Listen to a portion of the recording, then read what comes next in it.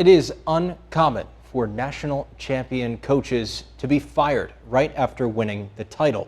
But that is what happened to Coach Brian Cook and the staff in the weeks since the Waterloo Warriors high school hockey team clinched the USA Hockey National Championship title. When he was asked to come in for a meeting last week for a contract review, it didn't go as planned.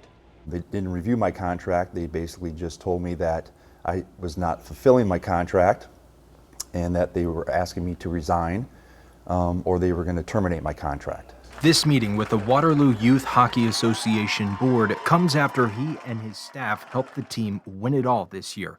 Coach Brian Cook tells me that the board's reasoning included things like not being at enough practices and not reporting a safe sport violation. Responding to the board's reasoning, Coach Cook tells me he delegated one full practice per week to his assistant coach Schweer to give him experience for future head coaching positions. And for not reporting a safe sport violation, which is failure to report hazing or bullying, Coach Cook says he was first told about this incident by the board. And when we found out about it as a coaching staff, we were told by a board member who was our team rep at the time, and he had told us about it, so the board already knew about it. Why do I need to report it to the board when the board already knew about it? They made it out like I was hiding something from the board, in which I wasn't, so really felt that that was unfair. And I don't feel like those things warrant a breach of contract at this point, especially with our history, our success, and our loyalty to this program.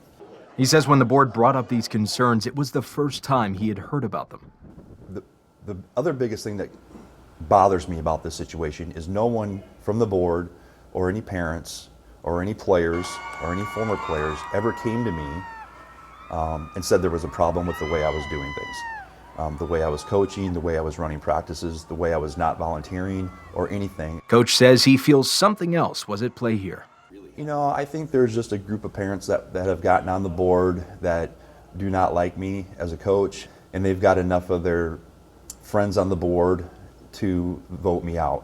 I asked to speak with someone from the board to get their side of the story, and instead of going on camera for an interview, I was emailed back this short statement explaining that they do not wish to comment on this matter. Coach says this situation is mostly unfair to the juniors and seniors on this team, as he says the head coaching position comes with a 1 to 2 year learning curve, potentially costing those players a chance at more championships. By the way, Coach Cook played for the Waterloo Warriors when he was in high school from 1982 to 1985, and he says he has now retained legal counsel. He says his end goal here is just to be able to finish out his current contract, which has 2 years remaining. A petition from a mother of a player urging the board to reinstate the coach has received nearly 300 signatures. If you want to read more about this story, I have a full article on our website, kwwl.com.